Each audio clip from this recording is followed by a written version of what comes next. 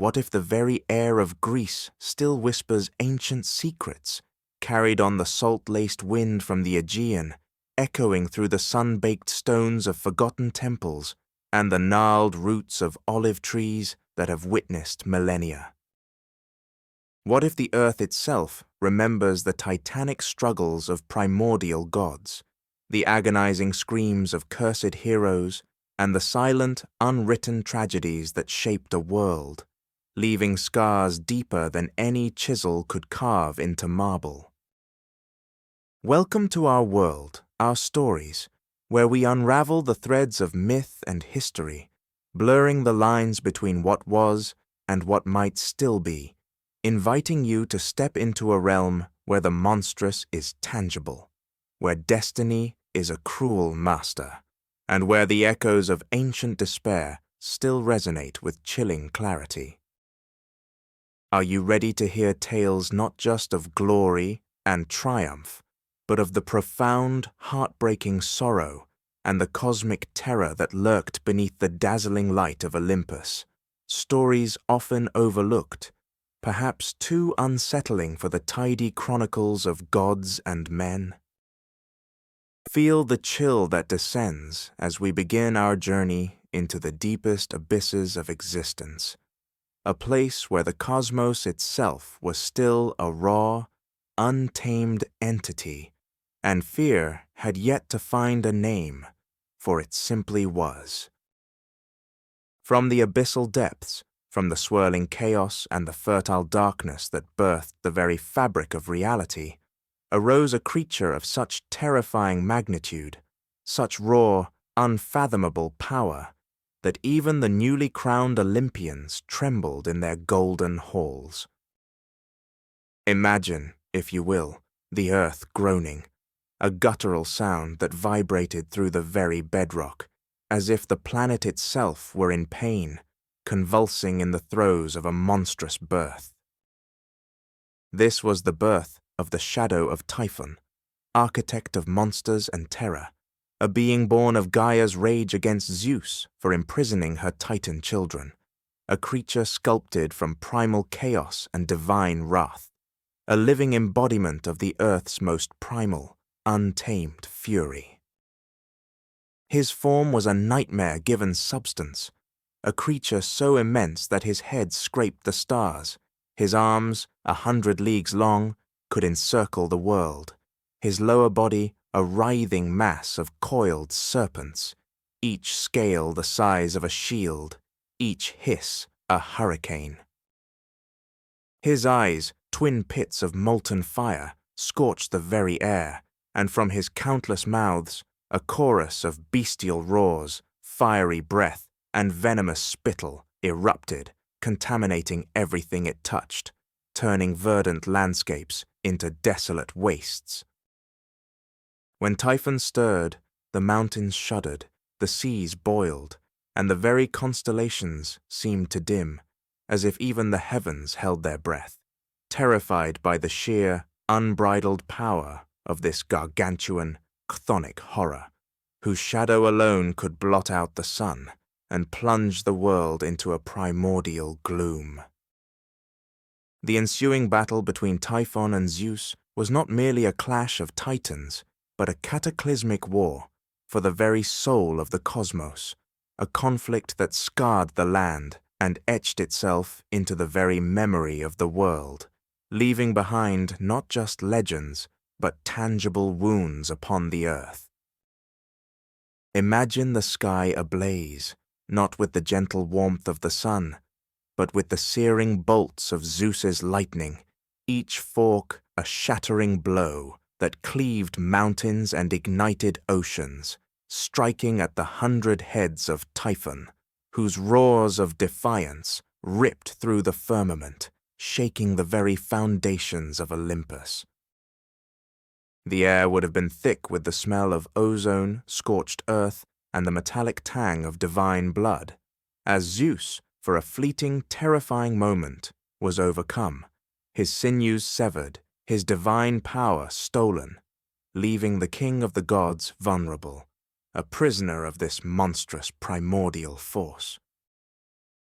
The world then plunged into a desperate silence, a dreadful stillness broken only by Typhon's triumphal bellows, his immense form eclipsing the sun, casting a pall of terror over all creation. It was a moment of utter despair, where the nascent order of the cosmos teetered on the brink of absolute annihilation, a terrifying glimpse into a future where chaos might forever reign supreme. Yet, with the cunning aid of Hermes and the defiant strength of Pan, Zeus recovered and the battle resumed, a final, thunderous confrontation that saw Typhon ultimately buried beneath Mount Etna, his colossal struggles still causing the earth to tremble and the volcano to spew fiery wrath, a permanent testament to the primal fury that once threatened to undo all creation, leaving the lingering question, if such a creature existed, what other terrors still slumber beneath our fragile world?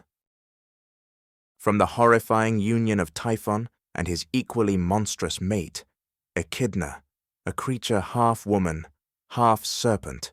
whose seductive beauty veiled a heart of venom and a lineage of primal malevolence, sprang forth a nightmarish brood, each more terrifying than the last, forever scarring the landscape of Greek myth with their horrific presence, and leaving a legacy of terror that permeates the very air of forgotten ruins and shadowed glades. Consider the Chimera, a beast born of impossible fusion, a lion's head roaring defiance, a goat's head spitting searing flames, and a serpent's tail lashing with venom, its body a grotesque mosaic of scales, fur, and muscle, a living inferno that laid waste to the land of Lycia, consuming crops, livestock, and any unfortunate soul caught in its fiery path. Imagine the acrid smell of burnt flesh and singed earth that perpetually hung heavy in the air wherever it stalked, the terrifying roars that echoed through the valleys, promising fiery death, and the absolute dread that gripped the hearts of the Lycian people, forced to offer up their bravest warriors, knowing their fate was to be incinerated or torn asunder by this unnatural abomination. Then there was the Lernaean Hydra, a sprawling, multi-headed serpent of immense size, lurking in the dark, fetid waters of the Lernaean swamp,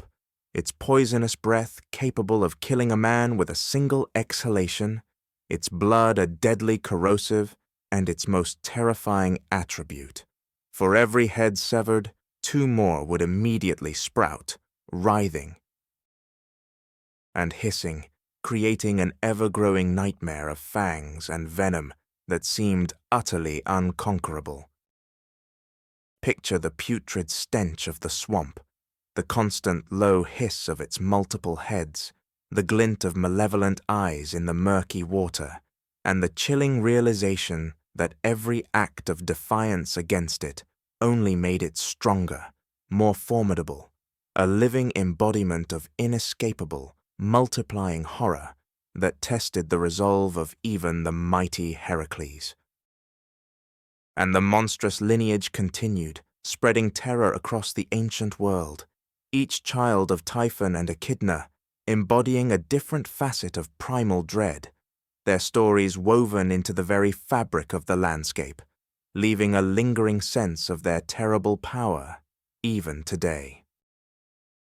Think of Cerberus, the 3-headed hound of Hades, whose colossal muscular form, bristling with serpentine tails and a mane of vipers, guarded the gates of the underworld,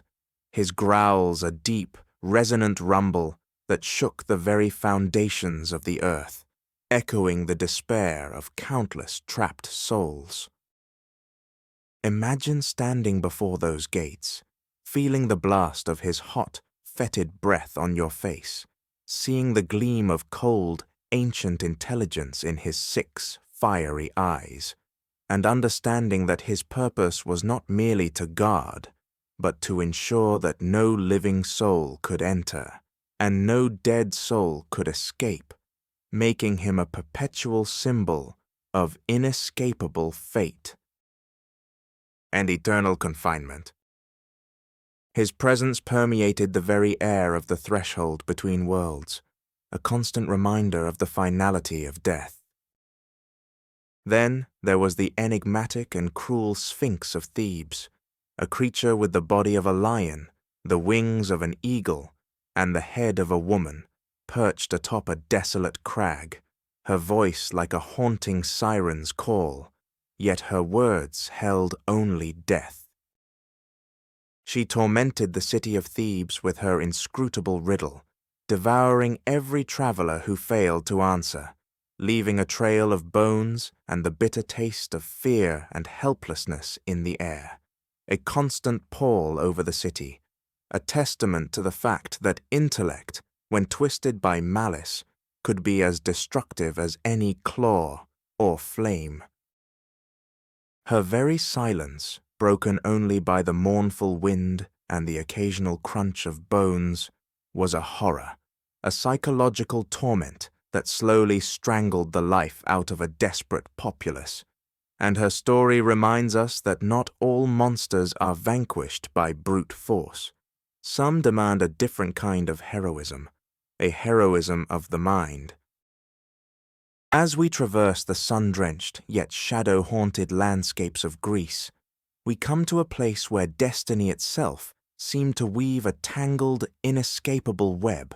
where the pronouncements of the gods, delivered through the veiled priestesses of ancient oracles, were not mere prophecies but inexorable decrees, dragging even the noblest of heroes into a maelstrom of tragedy and despair. Imagine the dust-choked air of Delphi, thick with the scent of laurel leaves and sulphurous fumes rising from the earth, the very ground vibrating with unseen energies, as the Pythia, seated upon her tripod, entered a trance, her voice not her own, but a vessel for the often cryptic, always chilling pronouncements of Apollo, words that held the power to shatter lives and damn generations. This leads us to the oracle's whispers and the threads of Oedipus, a narrative not just of a hero's fall, but of humanity's desperate, futile struggle against a fate meticulously orchestrated by forces beyond mortal comprehension, a struggle that stained the very earth of Thebes with blood and tears. Oedipus, a prince burdened from birth by a prophecy that branded him a parricide and an incestuous husband, spent his life fleeing a destiny he unwittingly fulfilled with every step, every choice. The air around him was always charged with an unseen tension, a sense of impending doom, as if the fates themselves were whispering his name on the wind, pulling the threads of his existence tighter and tighter around him, ensuring that every attempt to escape his horrific future only brought him closer to its inevitable, agonizing realization. His early life was a frantic flight from the dark prophecy, abandoned on a mountainside, rescued, raised as a prince in Corinth, yet the fear of the oracle's words drove him to leave, unwittingly setting him on the very path to his doom. Imagine the young Oedipus, filled with a desperate hope to outrun the shadow of fate, the dust of the road clinging to his sandals as he journeyed away from his perceived home, unaware that every mile brought him closer to the true, horrifying truth of his parentage. It was on this solitary road, amidst the rugged mountain passes where the wind howled like a mournful lament, that the first threads of his destiny tightened, an encounter with a proud, imperious old man and his retinue, a petty dispute over right-of-way that escalated into a furious, bloody brawl. The air would have been thick with the clang of bronze and the grunts of struggle, the screams of dying men echoing off the rocky cliffs, as Oedipus, in a fit of youthful rage and self-defense, slew the entire party, not knowing that among the lifeless bodies strewn across the dusty ground lay his own father, King Laius of Thebes. The weight of that unseen transgression, the horror of that unknowing patricide, clung to him like a shroud, a chilling premonition of the monstrous truths that would later unravel. The tragedy deepened when he arrived in Thebes, a city suffocating under the cruel tyranny of the Sphinx, its people starving, desperate, and filled with a palpable sense of impending doom. The constant wail of mourners, a melancholic soundtrack to their despair, a despair that Oedipus, the unwitting instrument of fate, was poised to temporarily lift, only to plunge the city into a far deeper, more agonizing hell. The moment Oedipus solved the Sphinx's riddle, breaking her monstrous hold over Thebes, seemed like a triumph, a moment of brilliant clarity that dispersed the suffocating dread that had plagued the city. The collective sigh of relief, the joyous shouts that echoed through the streets, the lifting of the curse, all these seemed to herald a new golden age for the weary populace, and as their savior, Oedipus was hailed as a hero, offered the vacant throne and the hand of the widowed Queen Jocasta. Imagine the celebratory processions, the scent of burning incense, the garlands of flowers, the laughter and relief that filled the air, a stark contrast to the despair that had so recently gripped them. Yet, beneath this veneer of joy, the sinister threads of destiny continued to weave, drawing tighter with each passing day. The very act of his salvation was his damnation. Jocasta, the woman he married and loved, was his own mother, the very woman who had tried to thwart the prophecy by abandoning him as an infant. The years that followed were years of prosperity, yes, but also of a creeping, unsettling unease, a pervasive, unspoken fear that the gods might yet demand their due. The earth itself seemed to hold its breath, waiting. And then the plague came, a pestilence so virulent, so inescapable, that it choked the life out of Thebes, leaving rotting corpses in the streets, a sickening stench of decay hanging heavy in the air, the cries of the dying, a constant, haunting symphony. The city's suffering was a direct consequence of the unpunished transgression, the incestuous union polluting the very land, and the Delphi oracle, once again, delivered its chilling pronouncement. The plague would only lift when the murderer of Laius was found and expelled from the land. The agonizing unraveling of the truth, revealed through a series of desperate inquiries and a shepherd's reluctant confession, was a slow, torturous descent into madness and despair, a scene played out against the backdrop of a plague-stricken city where hope had long since withered. Imagine Oedipus's growing dread, the dawning horror in his eyes as each piece of the puzzle clicked into place, the frantic denials giving way to a chilling, undeniable certainty. The air in the royal palace would have grown heavy with unspoken terror, the silence punctuated only by his ragged breaths and Jocasta's desperate pleas for him to cease his relentless pursuit of the truth, her own mind already piecing together the dreadful reality she had long suppressed. The moment of revelation, when the full, unspeakable horror of his patricide and incest crashed upon him, was not a sudden explosion of grief, but a profound, soul-shattering implosion, a collapse of identity and reality itself. The world around him would have seemed to spin, colors blurring, sounds fading, as the weight of his unwitting transgressions crushed him. Jocasta, unable to bear the monstrous revelation, the violation of natural law, took her own life, her final silent act of despair, leaving an indelible stain on the palace. And Oedipus, driven by an unbearable self-loathing and a desperate need to blind himself to the horrific reality, seized the golden brooches from her gown and plunged them into his own eyes, extinguishing his sight, choosing eternal darkness over the unbearable vision of his own monstrous deeds.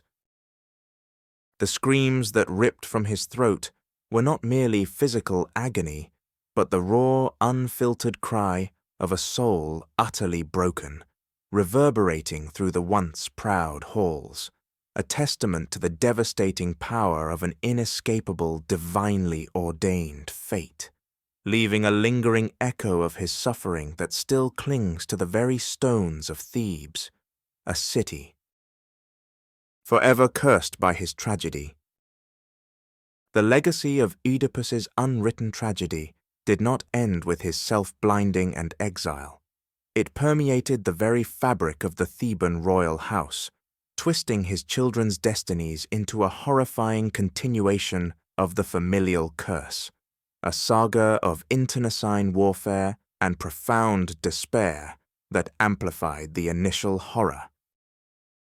Imagine the blind, wandering king, guided by his devoted daughter Antigone, the dust of endless roads clinging to his tattered robes, his voice a hoarse whisper as he recounted his woes, a living monument to human suffering, his very presence a harbinger of ill fortune for any land he touched. His curse lingered, a palpable weight on his sons, Eteocles and Polynices, who, instead of sharing power, plunged Thebes into a brutal civil war known as the Seven against Thebes. The air would have been thick with the stench of blood and fear as brother fought brother, their armies clashing at the 7 gates of the city, the battle cries mixing with the desperate pleas of the non-combatants, the ground soaking up the blood of countless warriors, a testament to the bitter, unwavering hatred that had consumed the royal line. Even after their mutual prophesied deaths, each brother slaying the other in a grotesque fulfillment of the family's doom, the tragedy deepened with Antigone's defiant act. In a landscape of strict, unyielding laws and the pervasive smell of death, she chose to honor her fallen brother, Polynices, despite the royal decree forbidding his burial, valuing divine law and familial loyalty above the arbitrary pronouncements of man. Her quiet courage, her lonely act of defiance in the face of absolute power, ended in her own tragic death, immured alive, her last breath a testament to the profound, unyielding grip of the Theban curse. The story of Oedipus and his descendants remains a stark, chilling reminder that some curses, once set in motion, possess an unstoppable momentum, sweeping generations into their dark current, leaving behind only echoes of sorrow and the haunting question: can humanity ever truly escape the grim threads of fate, or are we forever bound by the or unwritten tragedies of our ancestors? Let us now turn our gaze to the sun-drenched yet blood-soaked plains of Argos, to the chilling chronicles of a royal house steeped in betrayal, vengeance, and a curse so ancient and so potent that its shadow stretched across generations, engulfing kings, queens, and their innocent offspring in a relentless cycle of horror. This is the story of the echoes of Argos, the cursed house of Atreus, a lineage whose very name became synonymous with unimaginable suffering and the dark, inescapable grip of divine retribution. The roots of this curse burrowed deep into the primordial soil of Tantalus's hubris, a king so arrogant, so convinced of his own divinity, that he dared to test the gods' omniscience by serving them the dismembered flesh of his own son, Pelops, at a banquet. Imagine the opulent feasting hall, the shimmering silks, the gleam of gold, all masking the unspeakable horror of the dish presented. The air thick with the scent of rich foods, subtly tainted by the metallic tang of something deeply, profoundly wrong. The gods, omniscient and offended, immediately perceived the abomination, resurrecting Pelops, but Tantalus was condemned to an eternal torment in the underworld, forever grasping at receding water and fruit, forever starved and parched, a living symbol of unfulfilled desire and perpetual frustration. This initial transgression, this heinous act of disrespect against the divine order, set in motion a domino effect of misery, a spiritual poison that seeped into the very bloodline of Pelops, staining his descendants with a propensity for treachery, cruelty, and ultimately self-destruction,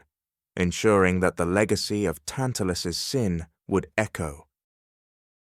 through every generation that followed, creating a palpable sense of impending doom that lingered over the house of Atreus like a foul, oppressive cloud.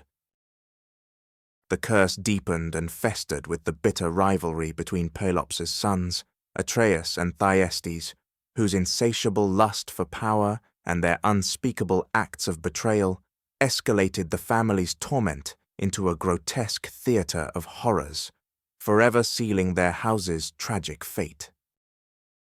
Imagine the smoldering resentment that simmered between the brothers, their every interaction laced with suspicion and veiled threats, the opulent halls of their palace whispering with secrets and betrayals. Thyestes, driven by envy, seduced Atreus's wife, stealing not only her affection but also the golden fleece that guaranteed Atreus's rule, an act of such profound perfidy that it broke any remaining familial bonds. But Atreus's vengeance was a masterpiece of chilling, calculated cruelty, a horror so profound it reverberated through the ages. He feigned reconciliation, inviting Thyestes back to a grand banquet, ostensibly to mend their fractured relationship. Picture the deceptive warmth of the firelight in the feasting hall, the inviting aromas of roasted meats and fine wine, all designed to disarm his unsuspecting brother. Yet, the meat served to Thyestes was not the promised lamb or boar. It was the flesh of his own sons, dismembered and cooked by Atreus's own hand.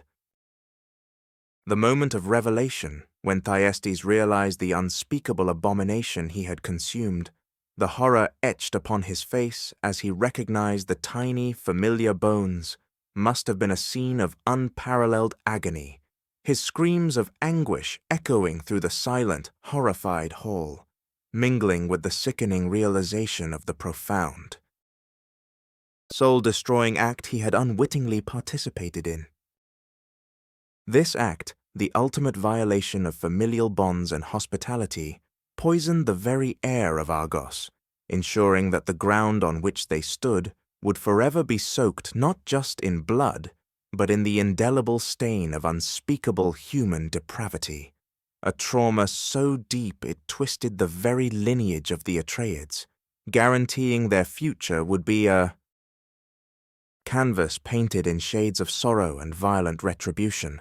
a perpetual haunting from within their own ancestral halls. The enduring legacy of the curse, now amplified by the horrors perpetrated by Atreus, bore its bitterest fruit in the next generation, most famously embodied by King Agamemnon, the valiant leader of the Achaean forces in the Trojan War, whose tragic fate was a culmination of the generational sins of his forebears. Imagine the immense weight of his command, the responsibility for 1,000 ships and tens of thousands of warriors resting upon his broad shoulders. Yet beneath this veneer of power lay a soul already burdened by the inherited stain of his lineage. As the Achaean fleet lay becalmed at Aulis, unable to sail for Troy due to the goddess Artemis's wrath, Agamemnon was faced with an unspeakable choice: sacrifice his own innocent daughter, Iphigenia, to appease the gods and secure passage, or abandon the entire expedition. The agonizing cries of his daughter, the silent, tear-streaked faces of his men, the desperate pleas of his wife Clytemnestra, all would have weighed heavily upon him, each moment a hammer blow against his very soul, as he made the tragic decision that would irrevocably seal his doom. The scent of sacrificial blood, the rising smoke of the pyre, the chilling silence after Iphigenia's last breath, all left an indelible mark on Clytemnestra's heart, transforming her love into a burning, vengeful hatred that festered over the long, arduous decade of the Trojan War. Upon Agamemnon's triumphant return from Troy, a hero covered in glory but oblivious to the deeper, far more insidious war brewing within his own palace, he walked unwittingly into a meticulously crafted trap laid by Clytemnestra and her lover, Aegisthus, Thyestes' surviving son, who sought vengeance for his slaughtered brothers and father. Imagine the deceptive warmth of the homecoming celebration, the joyous clamor of the crowds, the rich scent of feasting, all masking the cold, calculating malice that awaited him within the palace walls. The very air inside the palace would have felt heavy, charged with an unseen menace, the shadows lengthening as Agamemnon entered his bath, vulnerable and unsuspecting.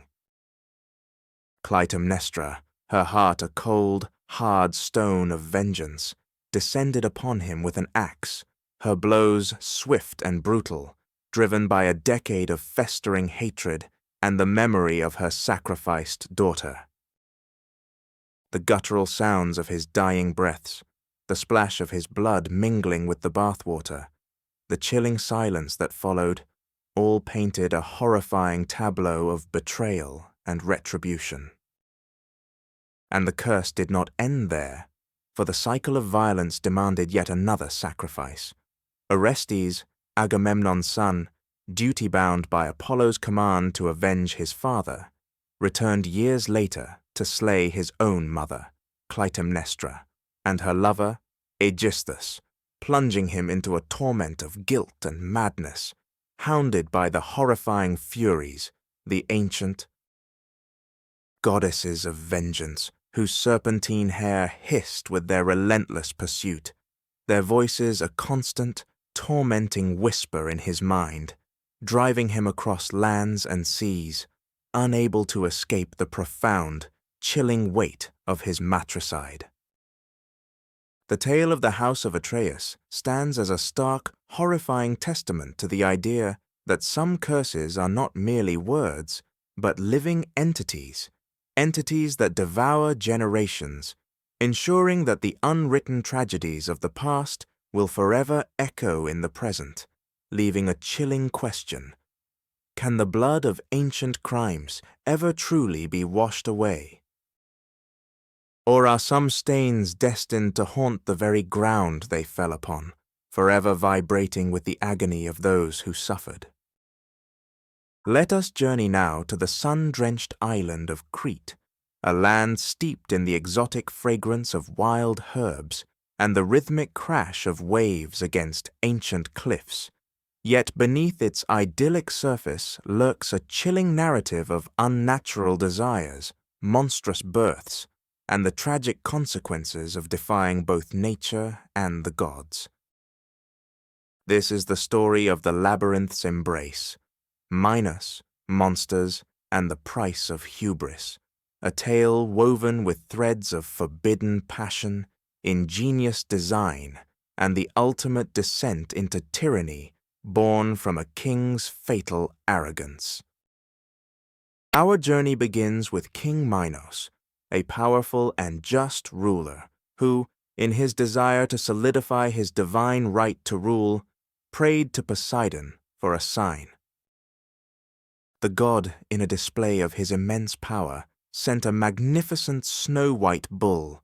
a creature of breathtaking beauty and immense stature, emerging from the frothing sea, its hide shimmering like polished ivory under the Mediterranean sun, its eyes deep pools of ancient wisdom. The agreement was clear. Minos was to sacrifice the bull back to Poseidon, honoring the god who had granted him such a potent symbol of his favor. Imagine the reverent awe of the islanders as this majestic beast stepped onto their shores, its hooves leaving imprints in the wet sand, its breath steaming in the cool morning air, a tangible manifestation of divine power. But Minos, blinded by hubris and the bull's unparalleled beauty, could not bring himself to sacrifice such a magnificent creature. Instead, he kept it, substituting a lesser bull for the sacrifice, believing he could deceive the gods and retain both his power and his prize. This single act of defiance, this casual betrayal of a sacred oath, unleashed a torrent of divine wrath that would forever stain his family and his kingdom, echoing through the intricate passages of a monstrous prison and the silent screams of innocent youths. Poseidon, insulted by Minos's arrogance and deceit, exacted a cruel and unnatural revenge, not directly upon the king, but upon his family, twisting the very fabric of nature to punish his hubris in a manner far more insidious and horrifying than any direct assault. The god inflicted Minos's queen, Pasiphae, with an overwhelming, consuming desire for the magnificent white bull, a lust so perverse and powerful it drove her to madness, transforming her very being into a vessel for an unholy, bestial passion. Imagine the queen, once dignified and regal, now consumed by this tormenting, unnatural obsession, her eyes wild, her body restless, the air around her thick with the oppressive weight of her forbidden desires, a palpable sense of shame and horror emanating from her very being. In her desperate, deranged state, she sought the aid of Daedalus, the cunning and brilliant Athenian architect and inventor, exiled to Crete, a man whose genius knew no bounds, but whose moral compass often bent to the will of his patrons. Picture Daedalus, a man of profound intellect and unsettling practicality, confronted with the queen's desperate, shameful request, the ethical dilemma weighing heavily upon him, yet ultimately succumbing to the allure of a challenge and the fear of Minos's wrath. He constructed for Pasiphae a hollow wooden cow, so perfectly crafted and lifelike that it fooled even the divine bull. Imagine the intricate details, the simulated hide, the realistic eyes, a testament to Daedalus's unparalleled craftsmanship, yet a chilling symbol of unnatural perversion. Within this artifice, Pasiphae concealed herself, and from this monstrous union, born of divine wrath and human transgression, came the Minotaur, a creature half man, half bull, a living embodiment of the king's broken vow and the queen's unnatural lust. Its birth was a terrifying spectacle, a guttural roar from deep within its throat, the heavy thud of its hooves, the raw smell of blood and nascent terror filling the palace, an abomination that forever solidified the curse upon Minos's house, proving that even the most subtle act of defiance against the gods could unleash a torrent of unspeakable horrors, leaving a lingering question in the air. What unspeakable lengths might a human go to, driven by desires both divine and depraved? The Minotaur, a monstrous testament to Minos's hubris and Pasiphae's unnatural passion, was a creature of primal instinct and immense, untamed power, a beast trapped between two worlds, yet belonging to neither, its very existence a source of profound shame and terror for the Cretan king. Imagine the guttural bellows that reverberated through the palace chambers, the terrifying glint of its bovine eyes, the raw, musky scent of its powerful body, a constant reminder of the king's transgression. Minos, desperate to conceal this shameful secret and contain the beast's growing ferocity, once again turned to the unparalleled genius of Daedalus. The result was the labyrinth, a marvel of architectural complexity and bewildering design, a sprawling subterranean prison so intricate, so deliberately confounding, that once entered, escape was virtually impossible, even for those who built it. Picture the endless twisting corridors, the deceptive dead ends, the echoing silence broken only by the drip of water and the distant, chilling roar of the beast within, the walls themselves seemingly shifting, disorienting, designed to trap and confuse. The air inside would have been damp and heavy, carrying the faint, unsettling scent of earth and something else, something animalistic and terrifying. This was no mere dungeon, it was a living, breathing puzzle, an ingenious yet terrifying embodiment of confinement and despair, designed to house an abomination that represented the deepest stains on Minos's reign. Yet the Minotaur's existence was not merely a passive shame. It demanded a gruesome price, a chilling tribute levied upon Athens as a consequence of another tragic conflict with Minos, cementing the labyrinth's role as a place of ritualistic terror. Every 9 years, a ship draped in black sails would arrive from Athens, bearing a cargo of 14 innocent youths, 7 young men and 7 young women, beautiful, pure, and vibrant, destined to be sacrificed to the Minotaur within the labyrinth's suffocating depths. Imagine the collective shudder that would ripple through the Athenian populace each time the black sails were sighted, the heartbroken cries of parents, the desperate farewells on the docks, the bitter taste of helplessness that filled the air. These youths, bewildered and terrified, were led into the labyrinth's maw, their footsteps echoing on the cold stone, their innocent voices swallowed by the oppressive silence, their last moments filled with the horrifying realization that they were merely sustenance for a beast born of a king's folly. The labyrinth became a tomb of youthful hopes and dreams, a place where the primal fear of being hunted, of being utterly lost, mingled with the despair of knowing their fate was sealed. This cycle of terror was finally broken by Theseus, the brave Athenian hero, who volunteered to be one of the sacrifices, determined to end the Minotaur's reign of terror and lift the curse from his city.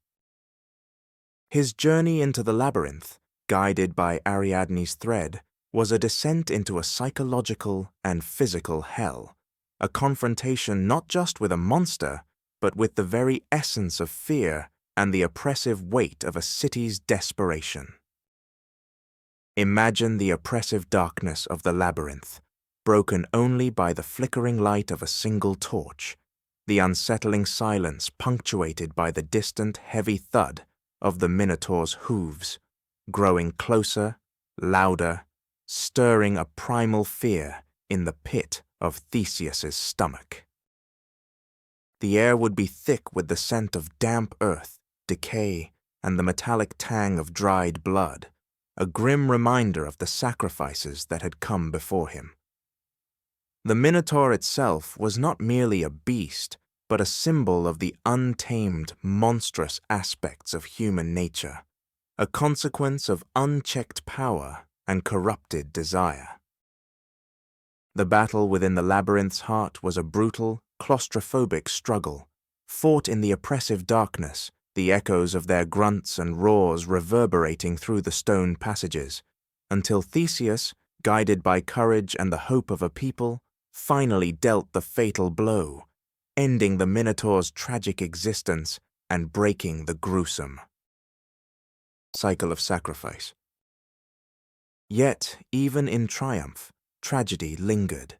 Theseus, in his haste or forgetfulness, failed to change his ship's black sails to white, signaling his success to his waiting father, Aegeus,